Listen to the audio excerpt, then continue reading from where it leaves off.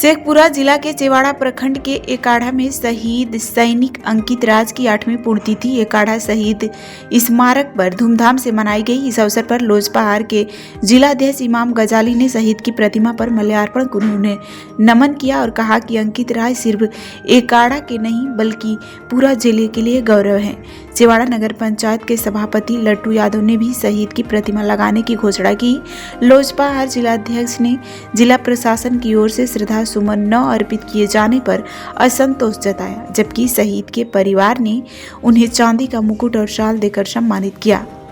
शहीद के बड़े भाई प्रोफेसर कुमार गौरव ने बताया कि 5 जनवरी 2018 को लेह के पेट्रोलियम के दौरान सैनिक अंकित राज एवलांच में शहीद हो गए थे। समारोह को जिला परिषद उपाध्यक्ष पंकज कुमार, विजय पासवान, उमाशंकर सिंह समेत अन्य लोगों ने संबोधित किया और मंच का संचालन पीयूष कुमार ने किया। शहीद अंकित राज की आज पुण्यतिथि थी। उस मौके पे वहाँ पे भव्य कार्यक्रम रखा गया था और उनके भाई डॉक्टर श्री गौरव कुमार जी के द्वारा, और हर साल रखा जाता है। मैं तो उस परिवार का एक हिस्सा हूँ और मैं हर साल रहता हूँ। आज हमारे बिहार सरकार के गन्ना मंत्री श्री संजय पासवान जी आने वाले थे इस कार्यक्रम में।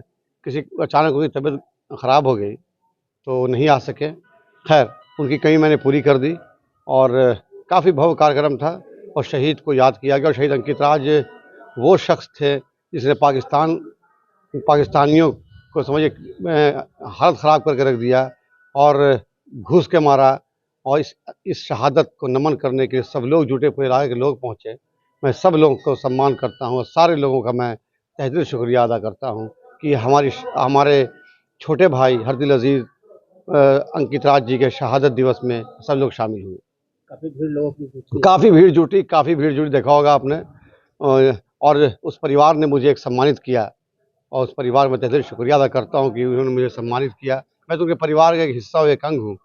और मैं चाहूँगा, इस बार मैंने वहाँ बोला भी है कि शहीद अंकित राज का प्रतिमा एक चेवाड़ा में भी लगना चाहिए और लगेगा। हम लोग कोशिश करेंगे उसकी प्रतिमा बहुत जल्द लगे और हम लोग जगह चिन्हित करेंगे। और अंकित इसलिए हमारे शेखपुरा ज़िला की वो आन बान शान है। शहीद हुए हैं पाकिस्तानियों के साथ जंग लड़ते हुए, तो हम लोग चाहेंगे कि ऐसे वीर सपूत का प्रतिमा चेवाड़ा की धरती पर होना चाहिए। एक आड़म हरदोई से खबर है, जहां पिहानी कोतवाली क्षेत्र के जहानी खेड़ा गांव में सीएनजी गैस ट्रक के रिसाव होने पर अफरा तफरी मच गई। घटना की सूचना मिलते ही पुलिस और दमकल विभाग की टीम मौके पर पहुंची। पुलिस ने सीतापुर हाईवे पर यातायात को रोक दिया, जिससे कई किलोमीटर लंबा जाम लग गया। दमकल विभाग ने घंटों की कड़ी मशक्कत के बाद गैस रिसाव को नियंत्रित कर स्थिति पर काबू पाया। इस दौरान इलाके में सुरक्षा व्यवस्था के कड़े प्रबंध किए गए थे। जनपद बिजनौर के धामपुर में नगर कल्याण समिति ने शीतलहर के प्रभावित 300 जरूरतमंद लोगों को कंबल वितरित किए और राहत पहुंचाई। समिति के अध्यक्ष लाला नरेंद्र कुमार गुप्ता के आवास पर आयोजित इस कार्यक्रम में उन्होंने मुख्य अतिथियों और गणमान्य नागरिकों का आभार व्यक्त करते हुए कहा कि यह आयोजन केवल कंबल वितरण तक सीमित नहीं बल्कि समाज में सहानुभूति, करुणा और एक दूसरे के प्रति जिम्मेदारी की भावना को जागृत करने का प्रयास है। इस अवसर पर नगरपालिका अध्यक्ष रवि कुमार सिंह ने कहा कि ठंड में कंबल वितरण गरीब और निर्धन लोगों के लिए बड़ी राहत है। कार्यक्रम में वरिष्ठ बाल रोग विशेषज्ञ डॉक्टर कमाल अहमद, सरदार सतवंत सिंह सलूजा, जावेद रहमान शमसी, वरिष्ठ रोटेरियन एसएसपी सलूजा सहित शिक्षा विभाग सभा के अध्यक्ष विजय कुमार अग्रवाल सहित कई गणमान्य नागरिक मौजूद रहे। कार्यक्रम की अध्यक्षता विजय कुमार अग्रवाल ने की और संचालन नगर कल्याण समिति के महामंत्री अब्दुल वारी ने किया। 1100 कंबल मैंने मंगाए पानीपत से, और वो 1100 कंबल में से जो इस बीच में जहाँ पर जैसे मान लिया थाने में थे, सीओ साहब के थे या एसडीएम के या ये थे या उसमें थे विलेज में, तो वो वहाँ पर सब लोगों को दे दिए गए।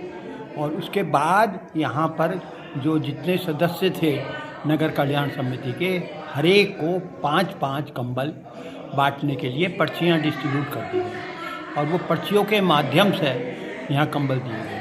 तो अब करीब सब कंबल यहाँ पर जो है ख़त्म हो गए। अच्छा, समिति का भविष्य में और क्या कार्यक्रम करने की? समिति का तो सबसे बड़ी जो है ये जो संप्रदाय हैं। शेखपुरा से खबर है जहां बरबीघा नगर परिषद क्षेत्र के तैलिया साहू धर्मशाला में 5 संचालित इंदिरा वृद्धा आश्रम बेसहारा बुजुर्गों के लिए वरदान साबित हो रहा है। उम्र के पड़ाव पर जब बुजुर्गों को बच्चों की देखभाल की जरूरत होती है तब कई बार उन्हें नादानी या बोझ मानकर घर से बाहर निकाल दिया जाता है। ऐसे समय में वृद्धाश्रम उनका सहारा बन जाता है। 50 बेड क्षमता वाले इस वृद्धाश्रम में वर्तमान में 19 बुजुर्ग रह रहे हैं जिन्हें बेहतर व्यवस्थाओं के साथ घर जैसा माहौल उपलब्ध कराया गया है। एक बुजुर्ग महिला ने बताया कि उन्हें बहू और बेटे द्वारा घर से निकाल दिया गया और फूट फूट कर रो पड़ा, लेकिन वहां की व्यवस्थाओं ने उन्हें राहत दी है। वृद्धाश्रम के संचालक ने कहा कि सभी बुजुर्गों को घर जैसी सुविधाएं और सम्मान देने की पूरी कोशिश की जा रही है। नहीं खाल देता चली आई। कौन ने खाल देता था? बेटा पुतू। क्या बोलते थे? क्या बोलते थे? कहता कि जा भीख मांग के खा। हमें न चली नहीं साल भर से ऊपर हो गई। केगो बच्चा है, केगो बेटी है? बेटा केगो? 2 गो बेटी है। हाँ।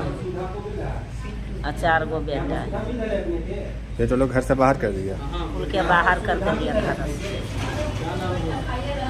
क्या कर?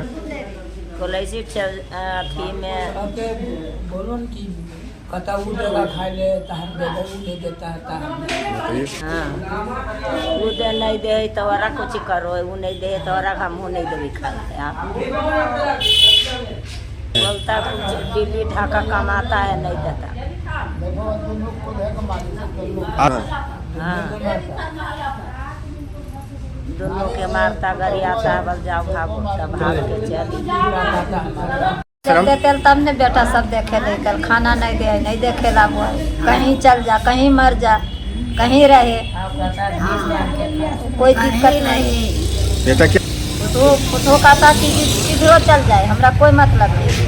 बेटा कहता है कि जाओ खाइए कहीं पर जाए के चल आए हम।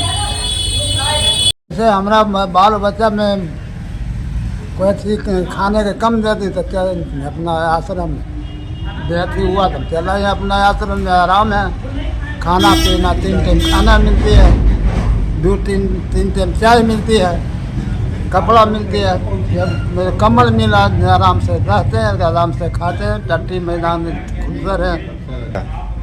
बेटा जी जैसे ये रहे तो अपना पुताऊ तो घर में मालिक है, वही तो मारपीट के भगा देता है। वृद्धाश्रम जो कि बरबीघा के तैलिक ठाकुरबाड़ी के पीछे स्थित है और यहाँ हम लोग टोटल 50 बेड का व्यवस्था किए हैं। यह भारत सरकार के हमारा योजना के तहत चल रहा है और जिसमें सभी तरह का व्यवस्था बुजुर्गों के लिए, जैसे कि खाना हो गया, दवा हो गया, रहने के लिए सारा शेल्टर का व्यवस्था, हर चीज़, कपड़ा तक हम लोग यहाँ देते हैं। और ये शुरुआत हम लोग 3-4 साल पहले किए थे, लेकिन किसी न किसी कारणों से अभी तक हमारा सही ढंग से नहीं चल पा रहा था। हमारे पास ये अभी पूरे तरह से व्यवस्थित है। आप जहाँ भी आपको बेरोजगार, बेसहारा और परिवार से उपेक्षित बुजुर्ग मिले तो हमारे पास भेजने का कष्ट करें।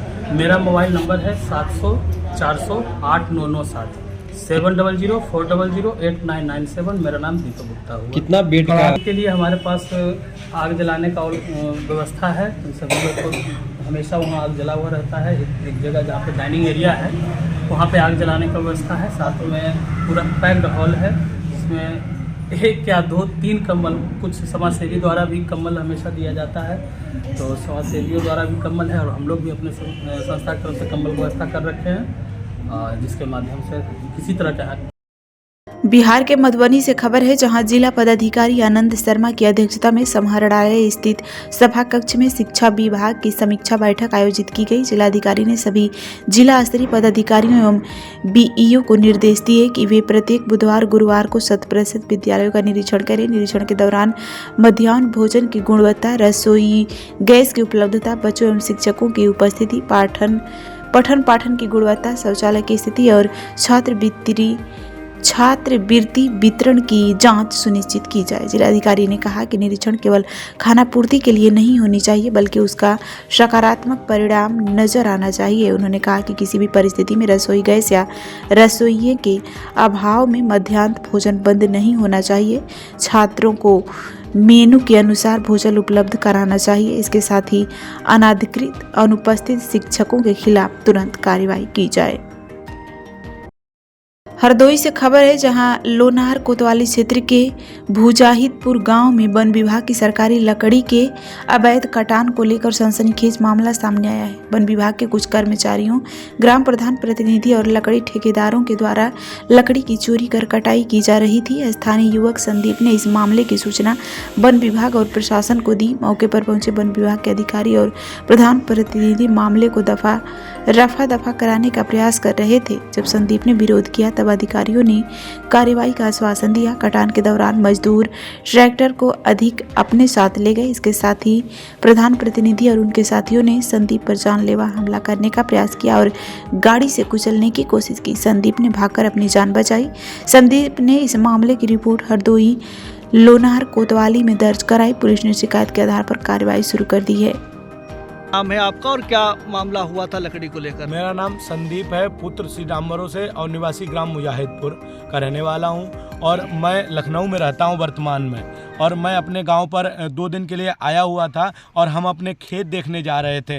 तो अचानक हम रास्ते में पहुंचे तो हमने देखा वन विभाग के सरकारी जो वन विभाग है वहां पहुंचे हमने देखा कुछ लोग लकड़ी काट रहे थे। तो हमने देख करके ये सरकारी मतलब संपत्ति को बचाने के लिए हमने सूचना दी। प्रकृति का नुकसान हो रहा, हमने कहा 1076 पे कॉल की, क्योंकि वन विभाग का नंबर 1926 करके कुछ था, वो नहीं लग रहा था सरकारी नंबर।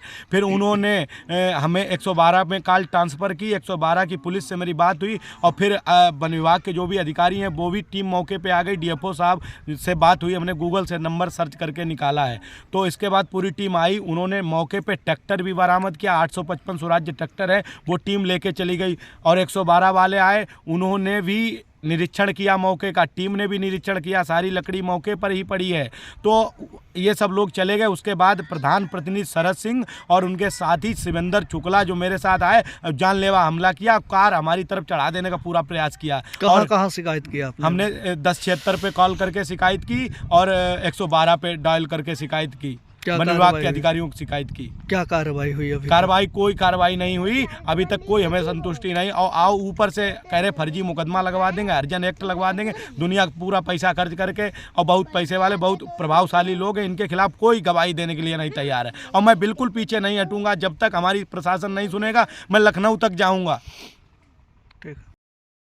शेखपुरा जिला में कड़ाके की ठंड से जनजीवन अस्त व्यस्त है। सबसे ज्यादा परेशानी गरीब और फुटपाथी पर रहने वाले लोगों को हो रही है। इसी बीच समाजसेवी राहुल कुमार अकेला के नेतृत्व में नगर परिषद क्षेत्र के चांदनी चौक, कटरा चौक और गिरहिदा मोड़ पर गरीब और बुजुर्गों के बीच कंबल वितरण किया गया। उन्होंने अपने निजी खर्च से अलाव की व्यवस्था कर लोगों को ठंड से राहत दी। 3 मुहानी मोड़ पर इस कार्यक्रम के मुख्य अतिथि के रूप में महिला थाना अध्यक्ष अनामिका कुमारी और SC/ST थाना अध्यक्ष जितेंद्र कुमार भी मौजूद रहे और अपने हाथों से 501 जरूरतमंदों को कंबल वितरित किया। स्थानीय लोगों ने समाजसेवी और अधिकारियों के इस पहल की सराहना की। थाना अध्यक्षों ने भी सक्षम नागरिकों से अपील किया कि वे स्थानीय स्तर पर कंबल और अलाव की व्यवस्था कर गरीबों और बुजुर्गों की मदद करें। कार्यक्रम ये था कि इतनी ठंड पड़ रही है और हमारे समाज सेवी बहुत अच्छे हमारे मित्र राहुल कुमार अकेला के सहयोग से हम लोग कंबल वितरण का प्रोग्राम किए। तो गरीब जो भी बेसहारा हैं उनको कंबल बढ़ाया गया है राहुल जी के सहयोग से। समाज में इस तरह का काम होना चाहिए। बिल्कुल इस तरह का काम होना चाहिए और इसका हम धन्यवाद करते हैं। और लोगों को भी आगे आना चाहिए। बिल्कुल, और लोगों को आगे आके इस तरह का कार्य करना चाहिए।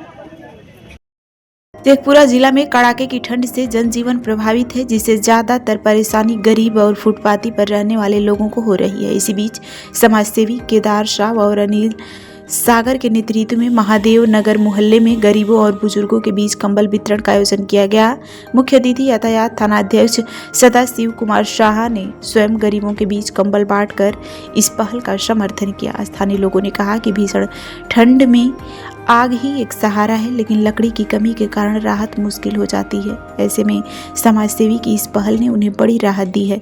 थानाध्यक्ष साहा ने कहा कि यह एक सकारात्मक पहल है और उन्होंने अन्य संपन्न लोगों से अपील की कि वे आगे आकर गरीबों और बुजुर्गों की मदद करें। कंबल वितरण से गरीबों और जरूरतमंदों के चेहरे पर खुशी साफ दिखाई दे रही थी। यातायात प्रभारी सामाजिक पहल है, कैसा मानते हैं? बहुत अच्छा, बहुत ही अच्छा। समाज के लोग जो बुद्धिजीवी वर्ग हैं वो आके जनता के लिए और अपने जो लोग हैं उनके लिए कंबल का वितरण करें इस ठंडा को देखते हुए। बहुत अच्छी पहल है और ये होनी चाहिए। सब लोग जागरूक हैं, सब अच्छे लोग हैं और इसमें पुलिस प्रशासन की तरफ से हम लोग को बुलाया गया था कि हम लोग भी आए, इसमें पूर्ण के भागी बने और ये बहुत अच्छा पहल है। सभी लोगों की इसमें रामचंद्र जी हैं, केदार जी हैं, ये लोग अनिल जी हैं, ये लोग का बहुत अच्छा पहल है। हम लोग को बुलाया गया तो हमको लगा कि नहीं इसमें जाना चाहिए और बहुत अच्छा ये चीज़ है। जो सक्षम लोग हैं गरीबों को भी इस तरह का कार्यक्रम करना चाहिए। ये तो कोई कार्यक्रम नहीं है, किसी को कम्बल दे देना, ठंडा में उलाव की व्यवस्था कर देना, एक दूसरे से भाईचारा भी बढ़ता है, सौहार्द भी बढ़ता है, समाज में प्रतिष्ठा भी होती है।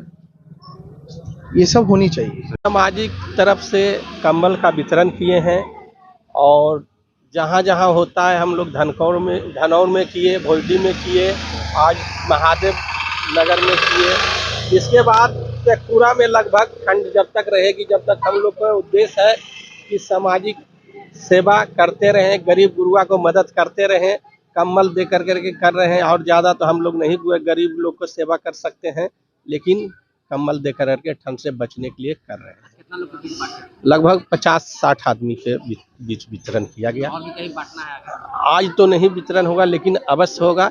अरियरी प्रखंड के चोर दरगाह में 1-2 दिन के बाद हम लोग करेंगे। क्या अपील करते हैं और लोगों से जो सक्षम है, करने लायक है? लोग तो समाज में ही हम लोग का उद्देश्य है कि लोग ज़्यादा से ज़्यादा गरीबों को मदद करें और इतना करने से लोग कहते हैं कि जितना दान पुण्य किया जाता है उतना बरकत लोगों का होता है, अवश्य होता है। हम देखते हैं कि जितना आप दान करिएगा उससे ज़्यादा आपको ईश्वर देते हैं। सिद्धार्थनगर जिला से खबर है, जहां डुमरियागंज तहसील सभागार में तहसील समाधान दिवस का आयोजन किया गया, जिसमें फरियादियों की भारी भीड़ देखने को मिली। कार्यक्रम में जिलाधिकारी शिव शरणप्पा जीएन और पुलिस अधीक्षक डॉक्टर अभिषेक महाजन उपस्थित रहे। समाधान दिवस के अवसर पर पुलिस, राजस्व और बिजली विभाग से जुड़े कई शिकायतें सामने आई। जिलाधिकारी ने अधिकारियों को निर्देश दिए कि सभी शिकायतों का मौके पर जाकर त्वरित निस्तारण सुनिश्चित किया जाए। उन्होंने सरकारी भूमि पर कब्जे को लेकर सख्त रुख अपनाते हुए कहा कि सभी कब्जों को 15 दिन के भीतर मुक्त कराया जाएगा। समाधान दिवस में कितने मामले आए, कितने का निस्तारण? आज शासन के निर्देश के क्रम में हमारे और पुलिस अधीक्षक महोदय द्वारा यहाँ पे सभी अधिकारी को उपस्थिति में जन सुनवाई की गई, जिसमें अधिकतर मामले राजस्व विभाग के और पुलिस के संबंधित थे और इसके अलावा कुछ बिजली विभाग के भी संबंधित एप्लीकेशंस थे और जो ग्राम विकास के संबंधित थे। सभी मामलों में सभी अधिकारियों को निर्देश दिया गया है कि तत्काल मौके पर जाए और जितने भी सरकारी जमीन पे अवैध अतिक्रमण वाले एप्लीकेशंस थे उसके लिए हम लोगों ने 15 दिन का टाइम दिया है कि सभी में कब्जा मुक्त कराएं।